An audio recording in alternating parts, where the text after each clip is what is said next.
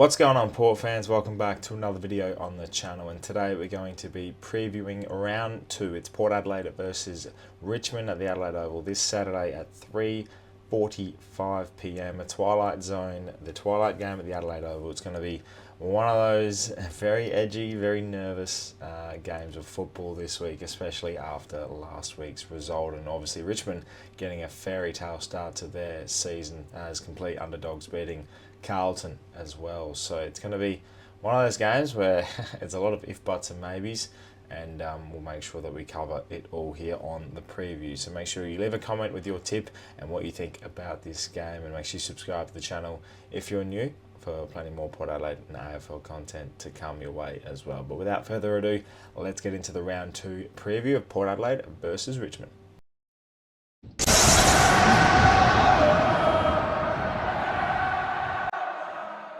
I tell you what, first home game of the year, and you're sitting here after getting drubbed by Collingwood by 90 odd points, and you've got a Richmond outfit who were not supposed to win a game, beat Carlton by 2 goals on the first game of their season, and it's sitting there going, well, this was penciled in as pretty much a 70-point win for Port, and now I'm sitting there going, far out, if we can just win. It's one of those interesting turn of events in footy that, a week is a long time, and look, I think Port Adelaide's in a position this week to be really truthful with themselves and come out and bounce back. But this is the typical thing with Port Adelaide games like this, is we got penciled in for a win, and you just never know. But at the same time, we go out and lose by 80, 90 points, and the week after we always bounce back, no matter how ugly or no matter how well we play. We always seem to bounce back and get the win. So this week I expect nothing different. We have good resilience in the side when it comes to bouncing back from terrible performances. Unfortunately, they've happened far too often lately, and it makes the bounce back all the more nothing. Especially against a side like Richmond, it doesn't really help any sort of fact. So, and I'm not going to disrespect Richmond here. They played a hell of a game last week. Their youngsters were phenomenal. Players like Sam Lawler, Jack Ross, Seth Campbell, all of these youngsters stood up. Luke Traynor was fantastic, and Toby Nankervis, their captain, was unbelievable, and he's the one that's definitely going to be the main matchup this week, and Jordan Sweet's going to have to play a hell of a role to make sure that everything is ticked off accordingly there as well in the ruck. So a lot of small wins for Port Adelaide this week have to get the job done. It starts with the midfield with Connor Rosie. It starts with down back with Alir. The fortunate thing with Richmond is, if you want to talk about matchups, is Tom Lynch isn't playing, which means the heavy of their load will have to go towards Harry Armstrong and a couple of their smaller forwards as well down there. So I don't think they'll be as well shaped as they were last week, Richmond. But then again, they're so potent with their smalls. Their pressure around the foot is unbelievable, and I feel like they were really strong last week and set alight what could be a very different season for Richmond. A lot of their kids will be playing their first away game away from home against a Port Adelaide outfit with an angry crowd, with a crowd that will be standing with never tear us apart no matter what, and led by a Ken Hinkley who's under so much pressure, and a pressure that's well deserved. With announcing a succession plan and everything's all happy days and rosy, and I'll put my hand up, calling it the farewell tour and everything like that. At the end of the day, we can sit here and name whatever. But at the end of the day, this is a cutthroat game for Port Adelaide. You don't want to be 0-2. You don't want to be 0-2 after losing by 90 points to Collingwood and then going down to a very, very young, inexperienced Richmond side. You just need to nail this win this week, Port Adelaide. And I think that's the main opportunity here is get the win, just get points rolling. You roll into the next couple of weeks against Essendon and St Kilda, and you have a bit more confidence. You feel better about yourself, and just got to be better around the contest this week in particular. Last week's our output inside our forward 50 was shocking, but yet again around the contest our output was terrible. There was no pressure on the ball carrier. They were able to waltz their way out free willy and just be able to be very comfortable within themselves, Collingwood, and Port Adelaide were just nowhere to be seen, and you've got to rely on a 370 game veteran to come out and actually do something for you. It's just not good enough. And I think this week, whilst you will sit here and go, well, it's a bounce back against a lowly ranked side, it's nothing. little bit more of a mental game it is when you bounce back and you play well and you just feel a bit more confident. So I think that's the main focus for Port, is the mental application this week, and if they get that right, I don't think Richmond can stop us.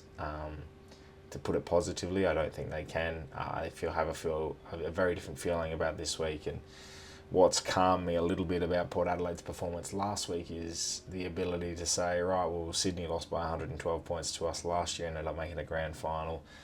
We have bounced back numerous amounts of times after losing by 70, 80 points. Brisbane were 0-3 last year and were barely in the 8 until the middle of the year.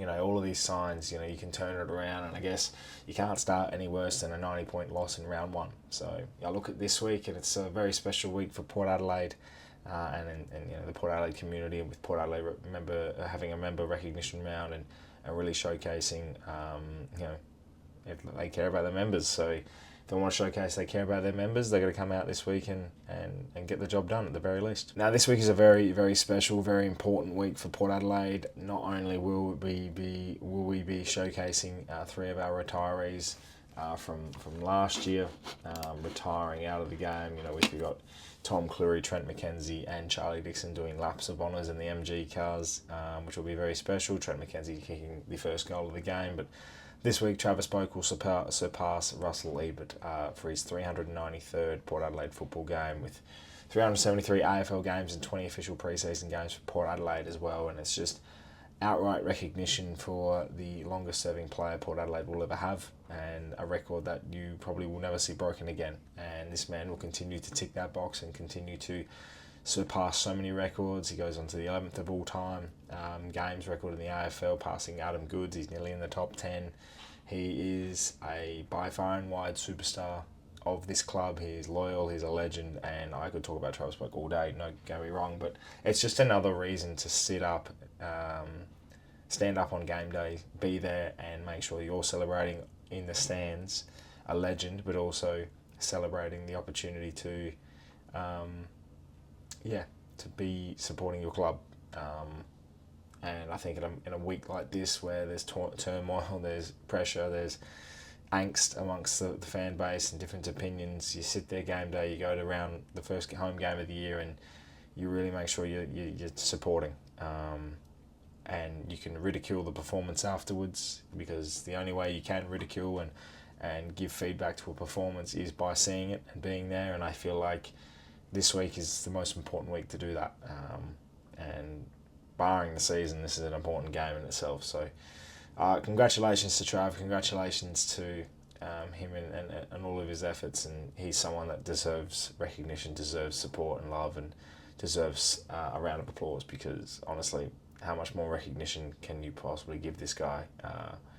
Because he deserves all of it. Selection this week is going to be very, very important for Port. Last week I felt like, we were playing a game plan that we didn't really suit. And I know the coaches are saying we're adjusting. It doesn't give you a lot of confidence when Ken comes out and the coach says, we're adapting to a new style, and our list is adapting and ever adapting. It sounded like there was no confidence in the playing group's ability to hit the mark here with that, which was very, very weird. It was mixed messaging throughout. I did like that Ken Hinkley took the press conference this week, because I feel like him standing up in front of the media and taking those questions is very important. You can't have a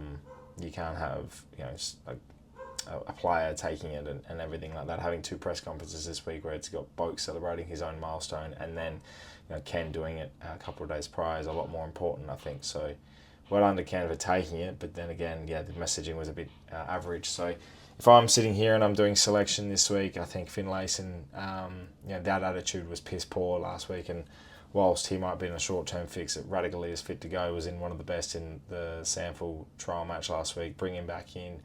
I think Ollie Lord has to play. We need a second ruck. We can't have Ollie Wines rucking, so I think Ollie Lord plays. If you're going to play that bomb-in long sort of game style from time to time, I think Ollie Lord's got to be down there. I don't think Ollie Wines can be rucking at all. And if you're going to play a second ruck, bring in Navan Soldo. I think it's very important that we don't overload Jordan Sweet either. That's very, very crucial. So they're probably the 2 changes I'm making. Radigalia in and Ollie Lord in. And we'll go from there. So Ryan Burton will probably come in for Lachie Jones too. I don't think Lachie Jones should play this week. He was abysmal last week. I'm not going to sugarcoat that. So, I think recognition for some good performances needs to be recognised early and make a statement at selection saying that performance, we're not going to carry the same players. We're going to make sure that we stand here and go, you shouldn't be playing like that.